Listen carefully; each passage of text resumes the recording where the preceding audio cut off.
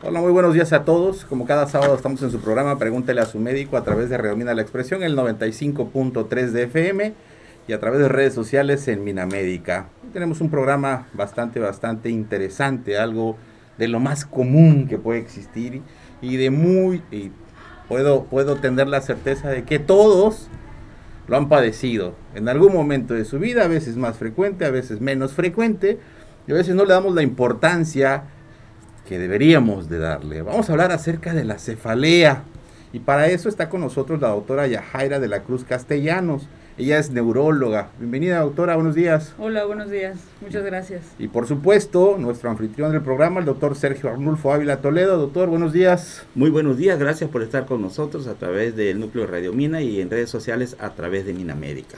Vamos a empezar el programa, como lo dijo el doctor Castañón, este término médico.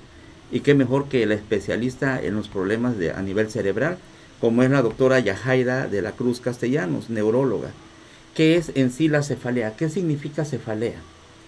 Bueno, cefalea realmente es el término médico con el que nosotros vamos a conocer un dolor de cabeza. O sea, es así estrictamente como la manera de llamarle al dolor de cabeza, que puede ser por múltiples causas y de múltiples tipos, ¿no? Es estrictamente como el término, en este caso médico y científico, para nombrar un dolor de cabeza. Hablando de eso que usted acaba de mencionar, ¿cuáles son esas causas de estos dolores de cabeza? Pues mire, causas de dolor de cabeza son infinitas, ¿no? Podríamos englobarlas si es estrictamente la presencia de la cefalea como un síntoma, es decir, solo la molestia, o si es parte de un síndrome, o sea, que va acompañado de otras manifestaciones. Y pues hay múltiples causas de manera general, como para clasificarlas, podríamos hablar de causas primarias y de causas secundarias. Dentro de estas, ¿cuáles serían las primarias y cuáles serían las secundarias?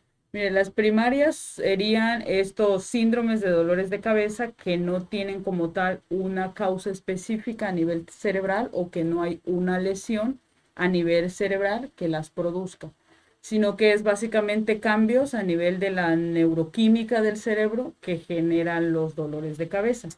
Y las causas secundarias, pues vamos a decir un dolor de cabeza que está asociada a una lesión cerebral. En caso de personas que padecen de dolores de cabeza frecuentemente, ¿qué deben hacer? ¿Qué se debe hacer si yo sufro constantemente de dolor de cabeza? Ok. De primera instancia, pues poner mucha atención en eso, ¿no? La frecuencia. Si este dolor ya se hace muy repetitivo, lo ideal es acudir a una valoración médica, o una valoración incluso de primer contacto para que se pueda clasificar o evaluar estas características.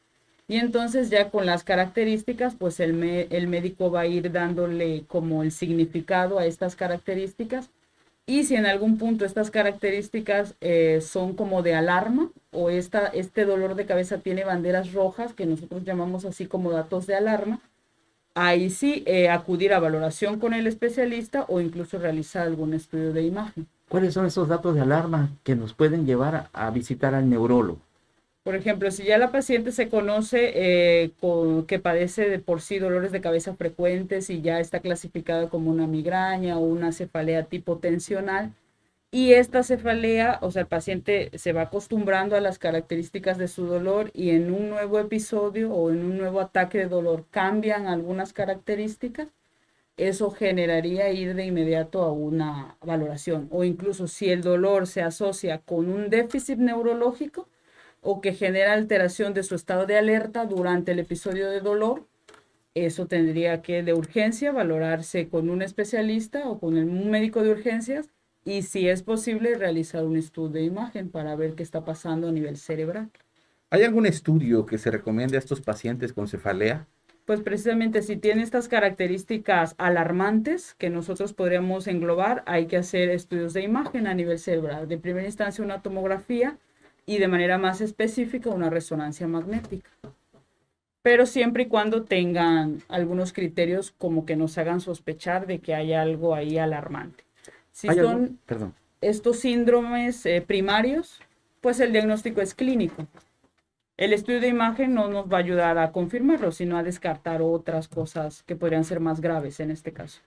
Obviamente el estudio de imagen es indicado netamente por el médico, ¿no? Claro. Porque sucede muy a menudo, no sé si en su rama sucede, pero conmigo sucede mucho. Antes de ir al médico, como para ahorrarme una consulta, llevo estudios de laboratorio, Sí. llevo estudios de imagen, llevo muchas Sí, cosas adelantadas, ¿no? ¿Por qué? Para ya ahorrarme la consulta, ¿no? Estos estudios de imagen es de suma importancia decirle a nuestros amables radioescuchas y gente que nos sigue a través de redes sociales, tienen sus riesgos, ¿no? Una Claro. tomografía no es cualquier cosa, tiene una radiación Así bastante importada, y recordemos que las radiaciones se van acumulando, es decir, son dosis de cáncer acumuladas. Entonces, no es cualquier cosa. Y antes de ir con la doctora Yajaira, me adelanto y me tomo una tomografía, porque si no voy a ir a la consulta, me va a decir, hágase una tomografía, voy a pagar la consulta, voy a regresar, y Claro. mejor me adelanto, ¿no? Esto debe ser netamente indicado por el médico, ¿no? No es tan sencillo hacer una tomografía. Así es, porque como le digo, o sea, a veces el dolor de cabeza pues sí es muy intenso, preocupa, pero tiene pues características benignas, por así decirlo.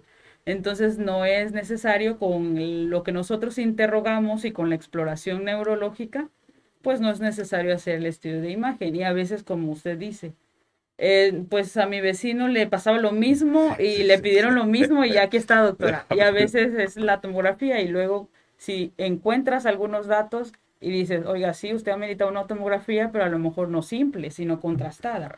O sea, son otras especificaciones y ahí ya se hizo gratis o bueno, se regaló un estudio y se tiene que hacer el otro, ¿no? Que Sí. es complementario. Yo siempre vacilo mucho a mis pacientes que llegan con estudios adelantados, ¿no? Y luego estudios que no tienen nada que ver, pues, ¿no? Ahora ya tomaron de rutina hasta estudios que hemos platicado en otros programas que prácticamente no sirven para nada si no hay criterios como reacciones febriles, ¿no? Entonces Ajá. llegan Que ya es con bastante. estudios de laboratorio y les digo, se ve que les gusta gastar dinero. Por eso a partir de ahorita a usted le voy a cobrar doble la consulta, porque se ve que le gusta regalar dinero, regálenmelo a mí, ¿no?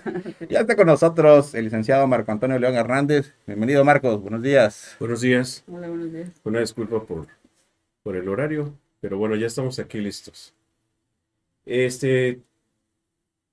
¿Cuál es el dolor de cabeza más frecuente, doctora? Ok. Pues dentro de estos que estábamos mencionando de causas primarias, secundarias, los más frecuentes son los de causas primarias, o sea, estos síndromes que no tienen una lesión estructural. Y de estos, los más representativos es cefalea tensional y migraña, siendo más frecuente, desde luego, la cefalea tensional. Sin embargo, por la que se busca más atención es la migraña, porque es un poco más molesta, más intensa. Pero evaluando reportes, siempre ha estado descrito que tiene mayor incidencia la cefalea tensional.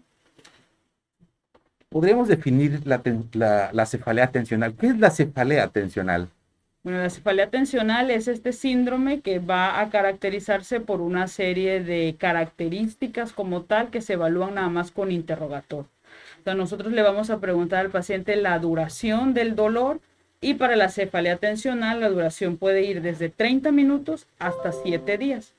Es un dolor que es de menor intensidad, se define una intensidad de leve a moderada, no incapacita, es decir, que aunque está la presencia del dolor molesto, el paciente puede seguir haciendo sus actividades porque no genera un dolor tan intenso que tenga que dejar de hacer lo que está haciendo para ir a reposar. Y el dolor característicamente es en la parte posterior de la cabeza, a nivel occipital, puede extenderse a toda la cabeza, pero tiene como un inicio a nivel posterior y afecta a nivel de la musculatura de cervical, la parte posterior de la espalda. O sea, estamos hablando que es en la nuca, el Prácticamente. dolor de cabeza es en la nuca y en el cuello.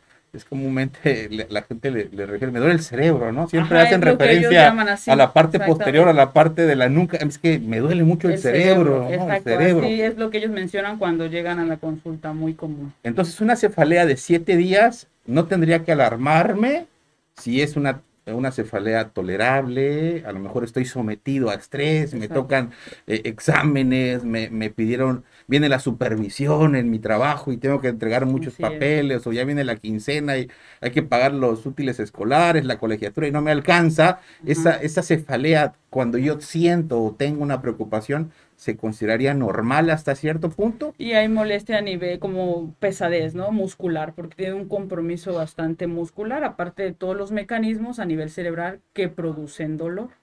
Me imagino algo sumamente frecuente en tu área, ¿no, Marcos? Sí, precisamente yo lo quería compartir a la doctora y preguntar precisamente de que cómo la parte emocional también, dentro de su punto de vista, es un factor precisamente para este tipo de dolores, este tipo de tensiones. En el área en que yo manejo se llaman bloqueos. Pero ¿qué tanto desde la parte de usted como médica, en la parte biológica, qué tanto influye la parte emocional en este tipo de dolores, en este tipo de sensaciones? Pues son desencadenantes, o sea, estos episodios precisamente van a tener factores desencadenantes. Y el hecho de padecer cefalea tensional o migraña están muy de la mano con personas que tienen ansiedad y depresión en este caso, porque hay cambios a nivel neuroquímico en el cerebro, incluso a veces también a nivel estructural, que generan esta personalidad ansiosa, ¿no? Y muy preocupada. Y eso va de la mano con el desencadenante de migraña. Generalmente es como primos hermanos, ¿no? Ahí van de la mano. E incluso los tratamientos pues también impactan a veces en ambas cosas. Que si controlamos el desencadenante, en este caso emocional, pues es muy probable que también se controlen estos episodios tan repetitivos, ¿no? Y si vuelve a haber factor, el paciente vuelve a estar expuesto y se genera el episodio de dolor. Sí, definitivamente están bastante ligados. Sí, en esta parte de lo que tú me preguntas, Fer, en mi experiencia, cuando una persona llega con situaciones de tensión que normalmente son situaciones que no han resuelto o que tienen miedo a tomar una decisión, o también cuando hay una sensación de una emoción y por situaciones de creencia no nos damos el permiso de desahogarnos, normalmente desde esta parte empiezan los dolores de cabeza, ¿no? Yo he tenido la oportunidad de trabajar con gente con migraña y después de que ellos se dan el permiso de desahogar, de bajar toda esta tensión y todo eso, los dolores de cabeza van bajando, van disminuyendo, ¿no? Porque llega un momento en que las personas a veces están muy acostumbradas a que si hay un dolor de cabeza, lejos de ir al médico, lejos de ir a terapia, toman una pastilla. O sea, es muy común que se autorreceten. Entonces, después van queriendo buscar medicamentos más fuertes todavía porque los dolores van a incrementar, normalmente incrementan. Y ya después ningún medicamento les hace. Entonces, el problema aquí es desde esta parte emocional de que no estamos acostumbrados a desahogarnos. Y cuando viene la emoción para que yo la pueda desahogar, quizás no estoy en un ambiente donde yo me sienta con la confianza de hacerlo. Entonces, toda esta emoción, que a final de cuentas es una energía, no es filosofía, es una realidad, nos movemos por medio de energía, por el movimiento que hacemos, sube y normalmente desde esta parte emocional eso es lo que provoca la parte de los dolores de cabeza. Muy bien, siguiendo con este tema, estamos hablando de esto, del dolor de cabeza en sí. ¿Qué es la migraña? Muchos quisieran saber qué es ese término migraña. Okay. Pues igual, migraña es este dolor de cabeza que tiene como una causa primaria, o por así decirlo, se clasifica dentro de estas cefaleas primarias, porque solo hay una alteración a nivel de la regulación cerebral. Y a diferencia de la cefalea tensional, pues esta también por criterios clínicos hacemos el diagnóstico y esta cambia en la duración. Es un dolor que puede ir de 4 horas hasta 72 horas. Y si recordamos la cefalea tensional, pues se podría extender. Y aquí la intensidad es mayor. El dolor es de moderado a severo. Es un dolor predominantemente a mitad de la cabeza, que no es siempre duele la misma mitad, sino puede ser variable, cambiar. Y a veces igual se puede generalizar a toda la cabeza, pero es muy raro que inicie de manera posterior.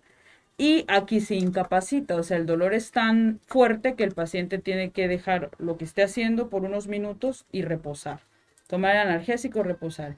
Y a veces algo muy característico es la que está asociada a aura, ¿no? Este fenómeno previo al dolor, que puede ser de muchos tipos, pero que siempre va a ir acompañado del dolor cuando el paciente tiene esta expresión de este fenómeno de aura. O a veces es solo la presencia del dolor y la migraña como tal es más frecuente que asocie náuseas, vómitos, que moleste la luz o el ruido, cuando el paciente está en su episodio mayor de dolor. El término aura quiere decir, en este caso, que el paciente presiente cuando va a venir este cuadro doloroso. Pues sí, podría entenderse así, de que el paciente ya conoce cómo es que sufre los episodios y este fenómeno, como es antes del dolor, como que le avisa que cuando termine este episodio, que durará entre 5 a 1 hora, 5 a 60 minutos, y se quita y ahí viene el dolor. Entonces, pues sí, el paciente aprende a conocer sus episodios y puede incluso medicarse antes de que llegue la crisis de dolor para disminuir esta intensidad. Entonces podríamos decir que la diferencia entre cefalea tensional y migraña, uno, es intensidad. Ajá. Migraña es extremadamente dolorosa, puede ser incapacitante o es incapacitante en la fase más aguda o más dolorosa, tiene que dejar de hacer sus actividades. Esta puede acompañarse de náuseas, vómitos, mareos también, Sí, mareos, ¿sí? Y la duración. Afortunadamente es menos la duración que la tensional, ¿no? Así es. Tensional hasta una Se semana puede extender. y migraña 72 horas, o sea, 3 días más o menos. Así es. Muy bien. ¿Cuántos tipos de migraña hay, doctora? Híjole, también son múltiples, ¿no? Podríamos decir desde 2 grandes grupos por la presencia o la forma de presentación, episódica y crónica, ¿no? La episódica es menos de 15 días los dolores y la crónica pues ya se hace más de 15 días en un promedio de 3 meses o incluso presencia de dolores diarios. Y aparte dentro del mismo síndrome podríamos definir tipos de migrañas asociada a herencia más específicamente, porque serían en donde se ha demostrado que de manera molecular hay mutaciones que generan estos dolores y que se van pasando de generación en generación, que sería la migraña hemipléjica familiar, la migraña oftalmopléjica, la migraña retiniana. Hay una migraña que produce déficit neurológico importante a nivel de una estructura cerebral que es el tallo o la migraña basilar. O sea, dentro de los subtipos o dentro de las 2 grandes clasificaciones podremos describir muchos tipos o incluso los más comunes, ¿no? Que ya ahorita mencionamos. La que asocia a aura y la que no es sin aura, o sea que solo es el episodio de dolor. Muy bien. Esta pregunta es muy importante y es importante para las personas que en estos momentos nos están viendo o sintonizando la radio para decir esta situación. ¿Hay alimentos o situaciones que pueden desencadenar estos ataques de migraña? ¿Hay algunas situaciones especiales? Sí, la persona que ya se conoce como migrañosa tiene pues esta susceptibilidad emocional, ¿no? Que ya mencionábamos. Entonces ya esa personalidad es una persona que manifiesta pues tener esta susceptibilidad para ser ansiosa, para preocuparse más de lo normal, por así decirlo. Entonces estos podrían ser incluso desencadenantes. El hecho de que padeciera ansiedad, el hecho de que padeciera depresión se va a asociar con estos episodios, pero aparte de esto, algunos alimentos están asociados con la generación de estos episodios de dolor, porque como esto es controlado a nivel de neurotransmisores, a nivel cerebral, la estructura del cerebro que medía el dolor, si nosotros comemos ciertos alimentos que contienen estas sustancias de manera específica, en el metabolismo de estas sustancias, pues va a llegar de manera por circulación sanguínea hasta nuestro cerebro y ahí va a ser también este cambio, esta disregulación y hacer como el episodio desencadenante. ¿Podría mencionar, perdón, esos tipos de alimentos para que la gente esté enterada y evitar esos tipos de dolores? Sí, pues lo que se recomienda ya cuando se hace el diagnóstico de una paciente que sea migrañosa, pues ya se le dice que hay que evitar productos que contengan conservadores, sobre todo estos conservadores que contienen nitratos, monofosfato, glutamato monosódico, que son estas bebidas, por ejemplo, bebidas energizantes. El vino contiene ciertos aminoácidos, sobre todo el vino tinto, por el proceso de elaboración, contiene aminoácidos que generan esta alteración y que inducen episodios de dolor. Quesos, sobre todo quesos añejos, el consumo de café en mayor intensidad, el consumo de chocolates, el consumo igual de estos productos que contengan conservador, de estos que hemos mencionado, o incluso algunas semillas, ¿no? Que precisamente por esta proporción al nivel metabólico, pues se genera ese aumento de esa sustancia y eso genera dolor. ¿Es más frecuente la migraña en mujeres o en general la cefalea? De hecho, se presta mucho a vacile, ¿no? Sobre todo Esta en el ámbito parte. sexual. Porque cuando hablamos, por ejemplo, lo acaba de mencionar el doctor, en el ámbito sexual, siempre la queja número uno es cefalea, ¿no? Dolor de Me duele la cabeza. cabeza. No, porque me Pretexto, duele ¿no? la El cabeza, ¿no? pretexto. Es real No que sé, hay que creerlo. Por favor. Lo hice de experiencia propia. Es muy fea la migraña, sí, sí me ha tocado.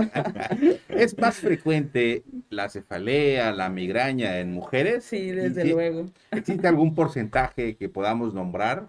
Sí, yo me atrevería a decir que más del 60%, o sea, sí es una enfermedad muy característica del sexo femenino, no quiere decir que los hombres no, pero sí en menor proporción, y esto también está ligado por el mismo proceso, o sea, por la diferencia en cuanto a la regulación hormonal en las mujeres. Entonces, igual, o sea, la mayor incidencia de ansiedad, depresión y estos fenómenos emocionales, desde luego que siempre vamos a ser las mujeres las que tengamos esa carga mayor, ¿no? Entonces, como está ligado a esto y también está ligado a esta alteración hormonal, pues sí, incluso vemos que la paciente puede estar muy controlada y cuando se acerca el ciclo menstrual, hacer un episodio de dolor o en el embarazo. Al inicio del embarazo, y esto es un poco interesante porque puede ser variable, que a veces se controla al inicio y ya casi para el final la paciente empieza con episodios más descontrolados, o al revés, que al inicio manifieste descontrol de los ataques y ya después en el curso del embarazo, por el desequilibrio o por este cambio más bien hormonal que se espera que suceda tanto en el ciclo como en el embarazo, pues esto media acá los fenómenos que generan dolor. Y se ha asociado que, por ejemplo, el estrógeno es facilitador de los episodios y la progesterona es lo contrario. Entonces sí, por eso es que es la explicación biológica de que sea más frecuente en mujeres. Pero también se ha tomado muchas veces como situaciones de evasión, ¿no? Esta parte de referirse a los dolores de cabeza, yo creo que a lo mejor porque son situaciones o síntomas muy comunes, pero sí se ha agarrado muchas veces de pretexto en ocasiones, ¿no? Sin restarle a lo que acaba de decir la doctora. Pero hombres y mujeres últimamente se ocupa mucho de ese tipo de cosas para no enfrentar situaciones, ¿no? Antes de seguir con este tema tan interesante, vamos a interactuar también con la gente que en estos momentos está en redes sociales. Nos dice Blanca del Río: buen día, hermoso equipo. Mis cefaleas son diarios, vértigos, me han hecho tomografías, me ha visto el neuro y sigo igual. Siempre se asocia a vértigo por lo que nos dice, ¿no? Así es. Pues dentro de estos episodios también, o dentro de estos síndromes que hemos descrito, como habíamos dicho, hay muchos tipos y también hay una migraña que se conoce como migraña vestibular. Entonces es el episodio de dolor que asocia a mareos, que asocia a vértigo. Entonces aquí tendríamos que evaluar estrictamente, y si dice que le han hecho estudios y está normal, pues es lo esperado, que no haya alteraciones estructurales, porque es alteración de neurotransmisores. Tendríamos que ver todas las características, si cumple criterios, y en base a eso también el resto de sus enfermedades, pues establecer como que el mejor tratamiento, porque afortunadamente hay una amplia gama de opciones de tratamiento actualmente. ¿La migraña se hereda, doctora? Sí, habíamos dicho que hay mutaciones a nivel molecular, mutaciones en genes, tanto de receptores de neurotransmisores o proteínas que codifican para producir neurotransmisores. Entonces, puede haber episodios o familias que el abuelito, el papá y los hijos, ¿no? Dependiendo. Y hay una muy característica que es un síndrome que hace una migraña hemipléjica, o sea que hay dolor, pero asocia debilidad en un hemicuerpo, y que esto puede durar hasta 72 horas, y sí, por la primera presentación, ¿no? Si tienes dolor y tienes parálisis de un lado del cuerpo, pues obliga a descartar un proceso estructural en el cerebro, ¿no? Ahí sí hay que buscar atención de manera inmediata y hacer un estudio de imagen. Pero si ya se sabe el antecedente de que el paciente tiene familiares con el episodio o con este tipo de migraña, pues podríamos irnos más despacio, ¿no? Y nada más vigilarlo, porque la parálisis no va a durar más de 72 horas. Está estrictamente asociado al episodio de dolor, pero esas son las que hasta ahorita se ha demostrado una causa genética que se puede heredar. ¿La migraña se cura? No, definitivamente hablar de un proceso de curación sería más bien un proceso de control, porque como dijimos, hay factores desencadenantes y la persona que es ansiosa y la persona que tiene tendencia a depresión, pues desafortunadamente por esta alteración siempre va a ser susceptible, ¿no? Y hoy en día, pues es bien difícil, ¿no? No estresarse o no estar ansioso por cualquier otra situación, ¿no? De la vida diaria. Entonces, ese cerebro que genera dolor de estas características siempre va a ser sensible a cualquier proceso desencadenante. Incluso ya sea por alimentos de estos que hemos mencionado, por tendencia a tener alteraciones emocionales, o por otros diagnósticos que condicionen que esté también susceptible este cerebro y pues los mecanismos que generan dolor. Muy bien. El consumo excesivo de analgésicos, o sea, medicamentos para mitigar el dolor, pueden ocasionar cefalea, este tipo de término que le llamamos cefalea de rebote. Sí, esto es un aspecto muy interesante porque muchas veces pues el paciente se acostumbra, ¿no? Y solo opta por sus analgésicos así de rescate que nosotros llamamos. Pero cuando el dolor se hace muy frecuente, entonces ahí ya no es solo necesario esta medida de analgesia de rescate, ahí se tiene que hacer un tratamiento preventivo, que no es estrictamente analgésico, son del otro grupo de medicamentos que podemos ocupar. Y como ya estamos hablando de medicamentos que en algunos casos van a ser controlados, como que la gente siempre tiene como ese miedo o cierto tabú de no ocupar estos medicamentos y que solo controlarse con un simple paracetamol, ¿no? O diclofenac. Sin embargo, como el uso va siendo más frecuente, en el cerebro se genera un mecanismo de tolerancia. Entonces ya no hace efecto. Y el paciente, en vez de buscar ayuda o ir a revisión o cambiar algunos hábitos, aumenta dosis o va asociando medicamentos. Y si esto se hace en una semana, a lo mejor todos los días, o en un mes, 10 a 15 días, es criterio para evaluar si el dolor pues ya está siendo por este mecanismo de rebote. Usted como especialista en los problemas a nivel cerebral, ¿recomienda la no automedicación? Pues desde luego que sí, que no. O sea, podemos tener un familiar que pase un episodio similar y podemos, no sé, ocupar la misma opción de tratamiento y a lo mejor al principio funcione, ¿no? Pero todos los organismos son diferentes, entonces es como más seguridad que el médico haga las preguntas que tenemos que hacer, porque como los criterios son clínicos para establecer el diagnóstico, pues tengamos la seguridad de que no está pasando algo más, porque a lo mejor ese dolor sí tiene, por ejemplo, un criterio de alarma, ¿no? Una bandera roja, y lo confundimos y nos quedamos así. Y a lo mejor, no sé, se me ocurre que lo que está pasando es que dentro del cerebro está creciendo un tumor, por así decirlo. Entonces, mientras damos más tiempo y no vamos a la valoración, pues podemos dar pie, ¿no? A que la enfermedad avance y a lo mejor algo que se podía curar a tiempo, pues ya a lo mejor ya va a tener más secuelas, a lo mejor ya no va a tener una cura, si estamos hablando de lesiones estructurales, así, ¿no? Acaba de mencionar bandera roja y tumor.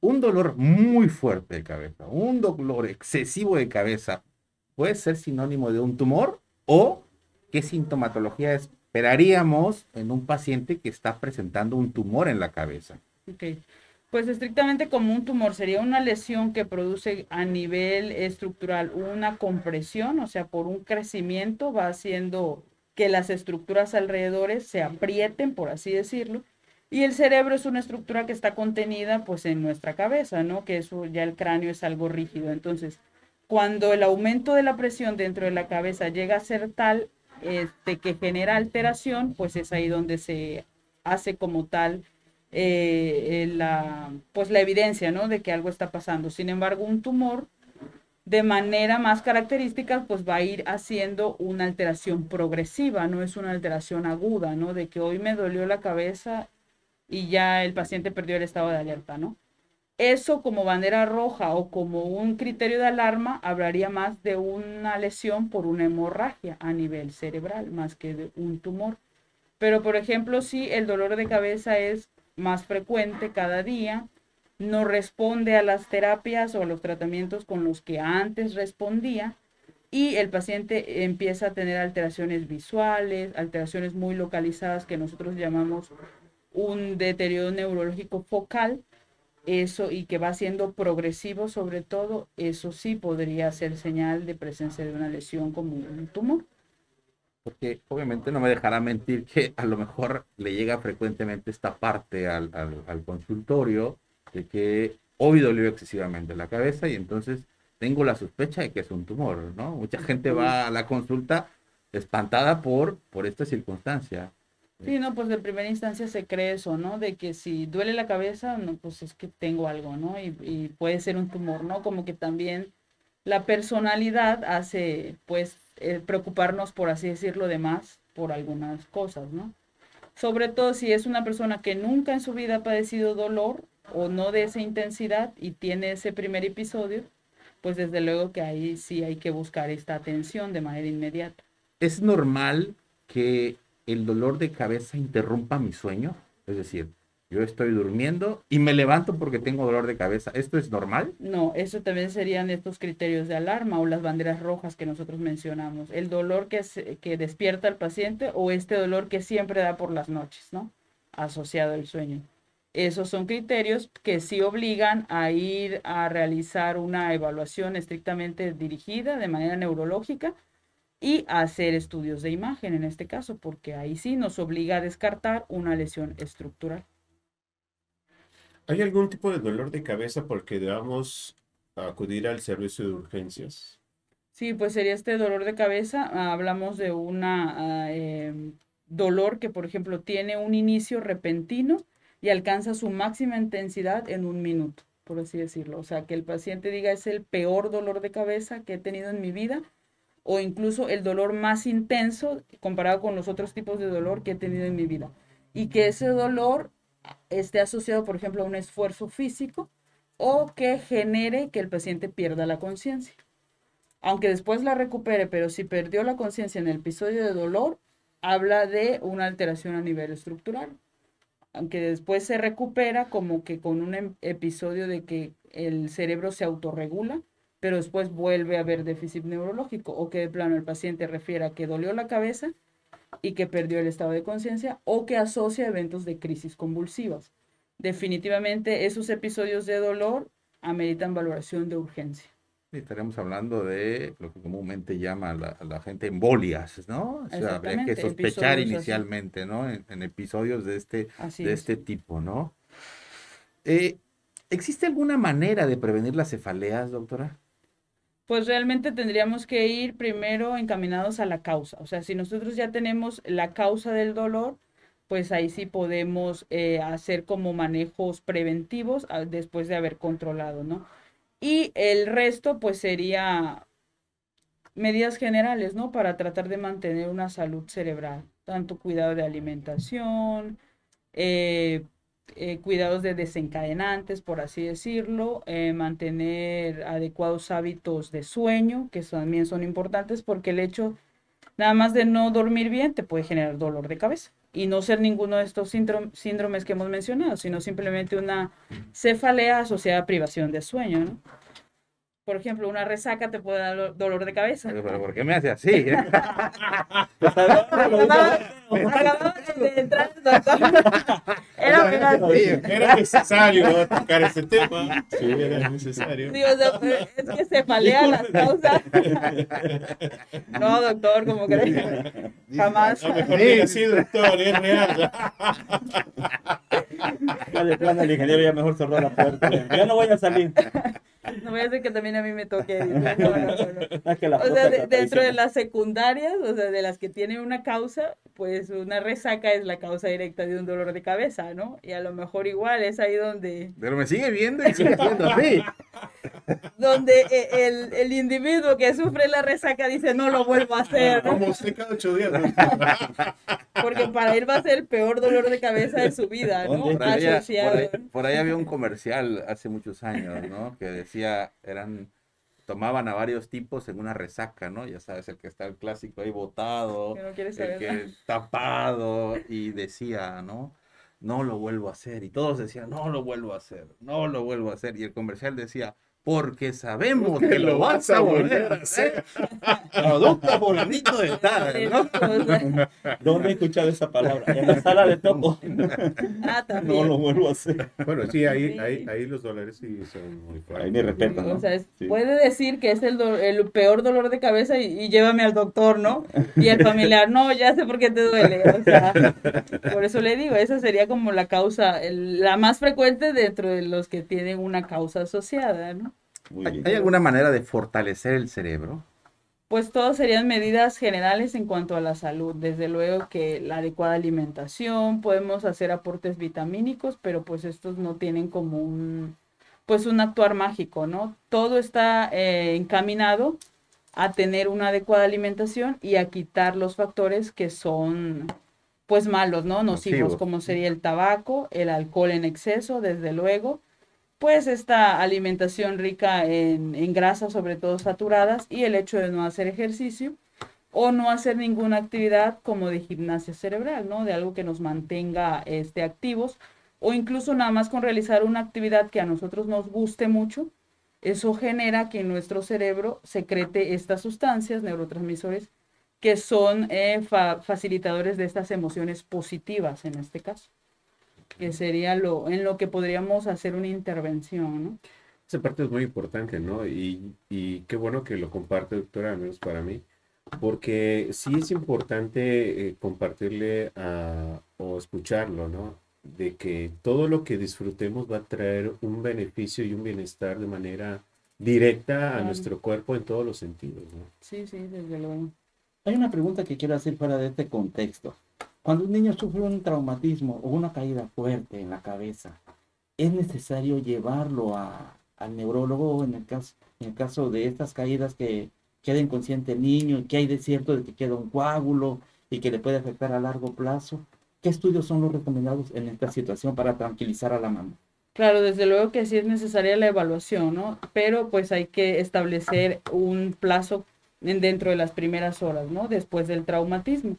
Evaluar las características del traumatismo y si hay pérdida de conciencia. Si inmediatamente después del traumatismo hay pérdida de conciencia, sí es necesario ir a valoración porque puede haber algún fenómeno de fractura o a lo mejor no involucre fractura, pero de manera interna, precisamente por este fenómeno que se produce del golpe y como rebote, las fibras nerviosas se pueden seccionar o incluso haber pequeños episodios de sangrado de manera interna. Entonces, si después de esto el paciente se queda un rato inconsciente, pues se recupera, las primeras 24 horas son las más vulnerables, ¿no? Hay que vigilarlos estrictamente. Si después de eso hay presencia de dolor de cabeza, hay episodios de vómito, nuevamente hay deterioro de la conciencia o el paciente se ve muy somnoliento, pues eso habla de que sí hay alguna lesión estructural. Entonces sí debería de acudirse a valoración para al menos hacer una exploración neurológica como basal y después establecer las primeras horas después del golpe y pues repetir esta valoración para ver si hay algún cambio. O sobre todo se asocia a crisis convulsivas inmediatamente después del episodio de golpe. Aquí es importante poner puntos sobre la mesa respecto al traumatismo craneoencefálico y las secuelas posteriores, ¿no? Porque es muy frecuente que el niño se cayó de chiquito, es que se nos cayó de la hamaca, ¿no? Y ahorita ya le duele la cabeza de grande, fue porque se cayó de la hamaca. Es importante hacer la aclaración que va a depender efectivamente de la sintomatología que presente el paciente. No cualquier golpe va a tener secuelas.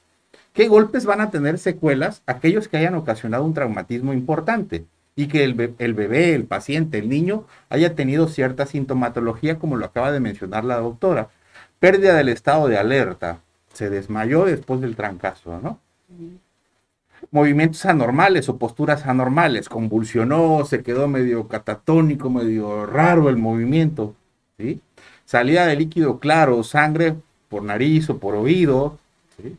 Vómitos en proyectil, o el niño alcanzó a despertarse, se levanta, pero está muy somnoliento, no puede mantenerse, tiene mucho sueño.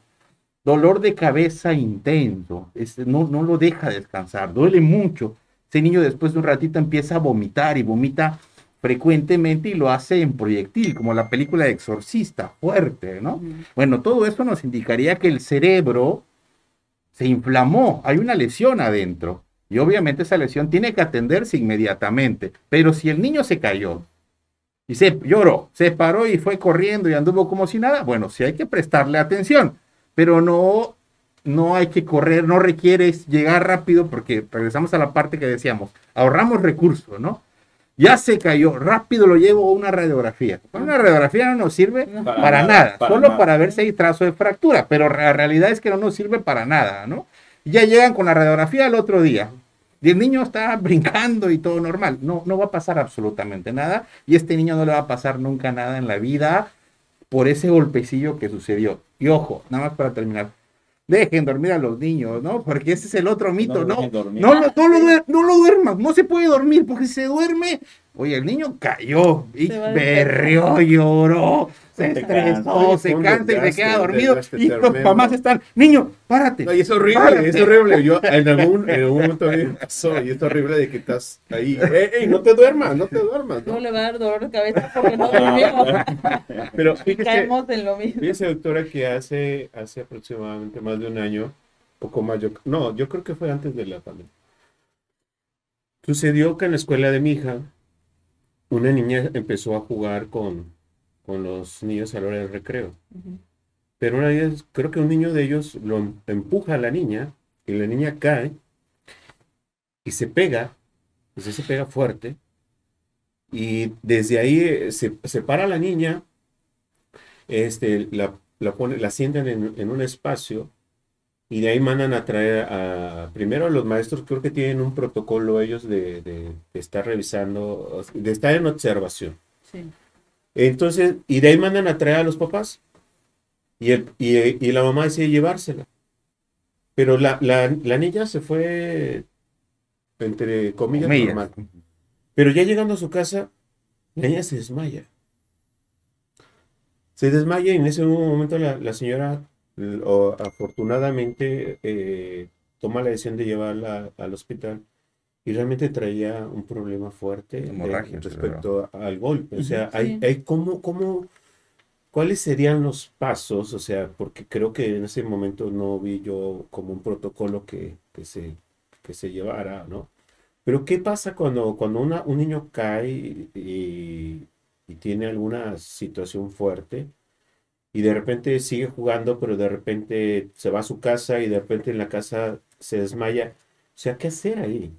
Es que depende del proceso de lesión, porque definitivamente pues a nivel del cerebro hay incluso espacios, ¿no? Que son estos espacios susceptibles donde puede haber ruptura de alguna arteria o alguna vena y ahí sangrar.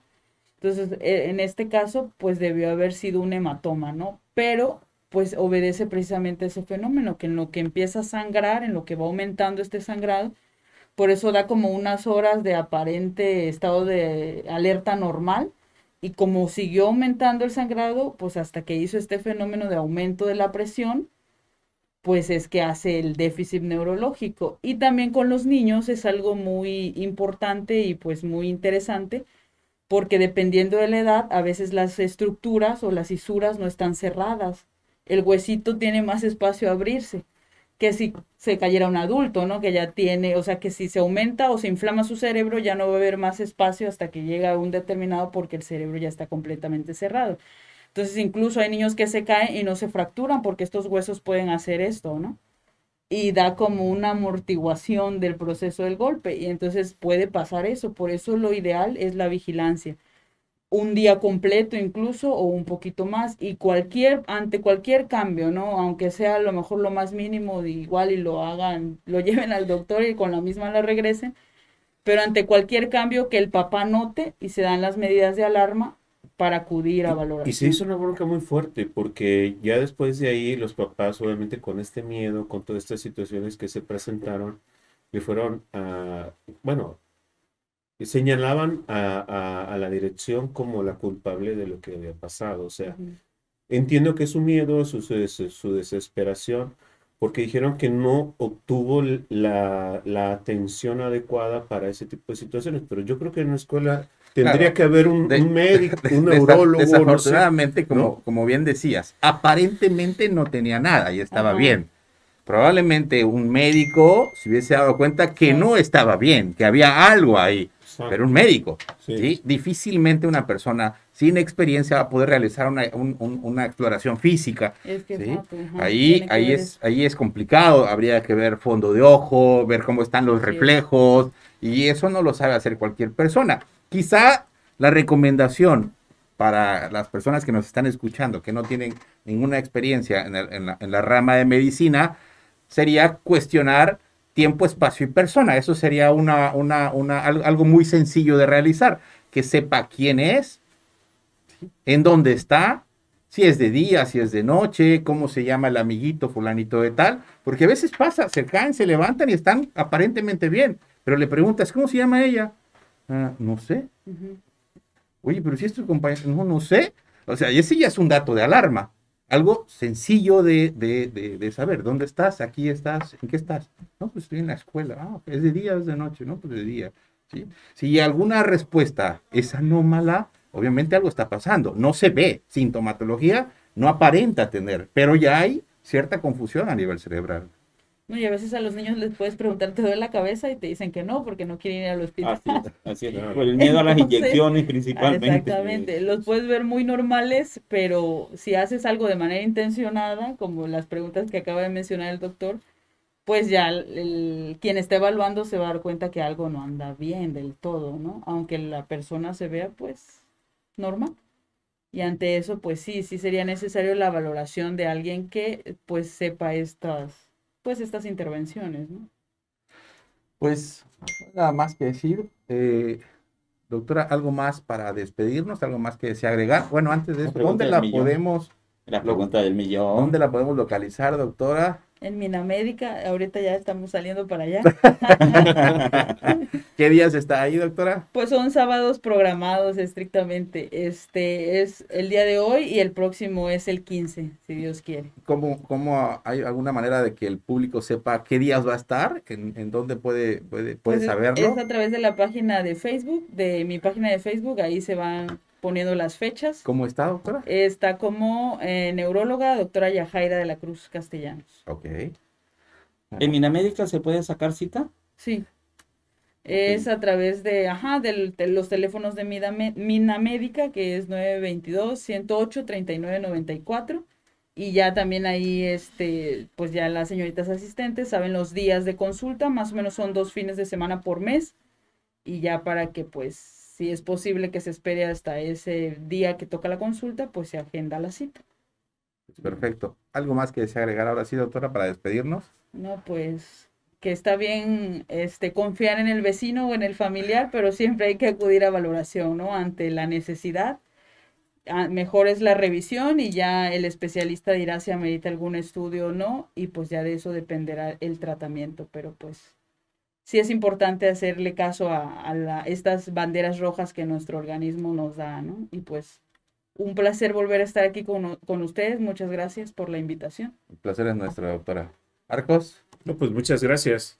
Gracias por compartir, doctora, lo que viene a comentarnos. Y pues agradecido de estar aquí. Pues muchísimas gracias por el favor de su atención. Agradecemos mucho que compartan esta información para que muchísima gente esté informada. Recordemos que una población informada es una población mucho más sana. Vamos a estar avisando en redes sociales los días de transmisiones. Podrán estar variando en lo que la cabina queda. Ven, no tenemos todavía todo el equipo, la infraestructura necesaria. Nos estamos asando un poquito. Estamos haciendo que la doctora recuerde su terruño con calorcito, bien No se recibida desacostumbra. calurosamente. Pues nada, muchísimas gracias. Favor de compartir. Adelante. Sí, así es, estamos viendo que ya se está modernizando todo el equipo del Núcleo Radio Mina para bien de ustedes que nos escuchan a través de la radio. Agradecemos infinitamente a la licenciada María Luisa Bravo Ortiz, directora de esta empresa radiofónica del Núcleo Radio Mina, que se transmite a través del 95.3 de FM.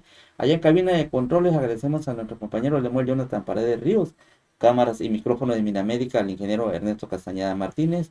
Agradecemos a la doctora Yajaira de la Cruz Castellanos, neuróloga. Gracias por su visita a esta empresa y como siempre es un honor tenerla aquí en la cabina. El último de sus amigos, el doctor Sergio Arnulfo Ávila Toledo y Fernando Castañón Leo. Una felicitación para nuestro ingeniero, fue su cumpleaños el día de ayer, muchas felicidades. Felicidades, no dio nada, ¿eh? No dio nada. El ingeniero Ernesto Castañeda. Pudimos haber llegado hoy con dolor de cabeza, pero no invitó nada. Hacia adelante. Este era un claro ejemplo. Gracias. Nos despedimos y los invitamos para que sigan con nosotros a través de la gran programación del Núcleo de Radio Mina. Hasta luego.